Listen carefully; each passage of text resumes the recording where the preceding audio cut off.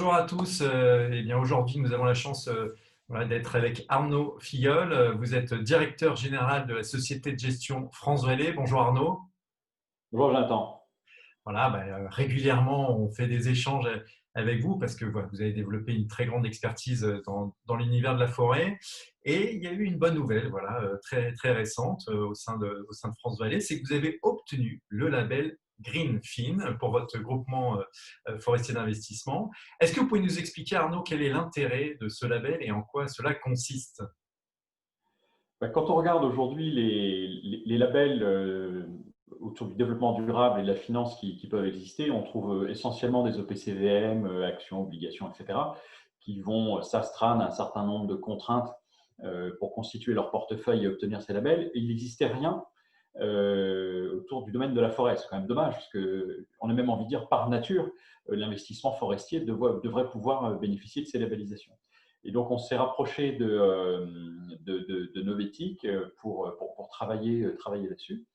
Et donc, on a mis en place un certain nombre d'éléments pour pouvoir obtenir ce label. Donc, il ne suffisait pas de dire, voilà, nous investissons dans la forêt, donc donnez-nous le label. Non, on a mis en place un certain nombre de choses. Typiquement, toutes nos forêts sont labellisées PEFC pour offrir une traçabilité dans l'usage du bois jusqu'au produit fini quand il va arriver chez le consommateur. Toutes nos forêts disposent d'un plan simple de gestion qui est agréé par une agence de l'État qui assure une gestion durable sur 10, 20, 30 ans des forêts du portefeuille. Et puis, dernier élément, on a mis en place pour le label Greenfin un indice. En fait, c'est l'indice du stock de carbone dans nos forêts qu'on va mesurer tous les ans dans le GFI France Vallée Patrimoine. Et donc, en fonction d'un corpus scientifique qu'on a mis en place, pour que tout ça soit évidemment inattaquable du point de vue captation de carbone de nos forêts. Bon, en tout cas, on voit qu'il y a une petite dynamique au niveau de la captation de carbone. C'est important de le rappeler. Les forêts captent du carbone. Je crois qu'en France, le chiffre, c'est à peu près 20% des émissions de CO2 sont captées par la forêt.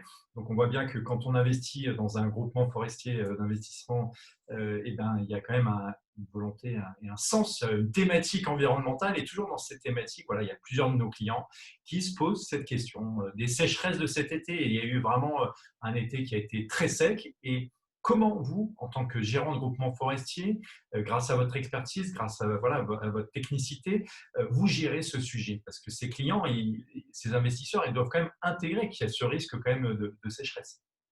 Ouais. C'est cet été, effectivement, et les 3 précédents. Ça fait 4 ans qu'on a des étés très secs. Et donc, on commence à observer l'impact sur un certain nombre de forêts. Mais en l'occurrence, c'est une problématique qui existe qui est anticipée, j'ai envie de dire, par les forestiers depuis une vingtaine d'années, puisque au moment où vous plantez une essence, plantez un arbre, et bien vous raisonnez à une échelle de 70 ans pour certains, de 100, 120, 150 ans.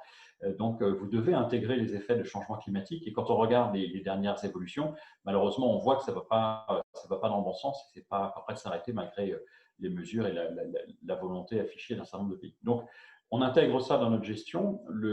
Et la première chose, c'est quand on achète une forêt avec nos GFI, eh bien, on anticipe ces éléments. Typiquement, on va regarder l'historique climatique, mais également les prévisions qu'on peut avoir. On va regarder l'altitude. On va regarder évidemment la pluviométrie, et non seulement la pluviométrie, c'est-à-dire le nombre de millimètres qui va tomber par an, mais la répartition de cette pluviométrie dans l'année.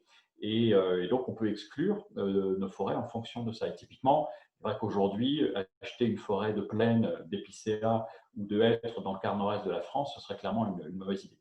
Et donc, j'ai envie de dire, grâce à ça, aujourd'hui, on possède à peu près pas loin de 85 forêts dans nos groupements.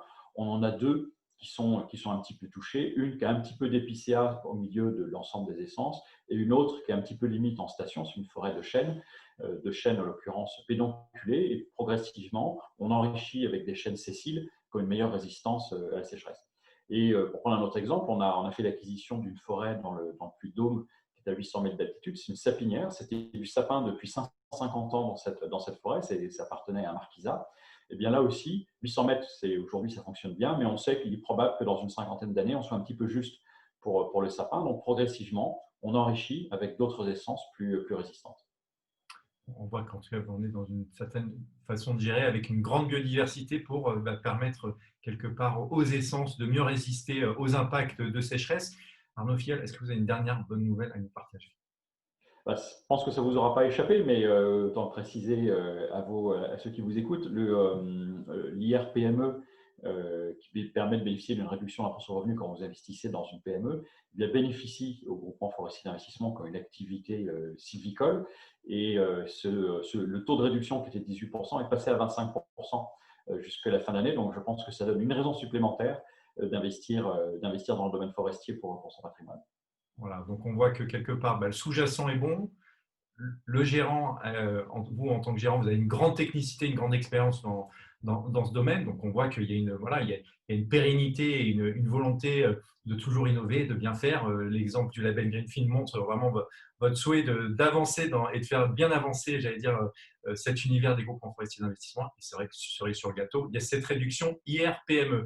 Arnaud Filleul, merci beaucoup pour cet échange. Je le rappelle, vous êtes directeur général de la société de gestion France Valais. Merci pour votre échange et votre sincérité comme d'habitude dans les réponses et on vous dit à très bientôt. Merci. À bientôt.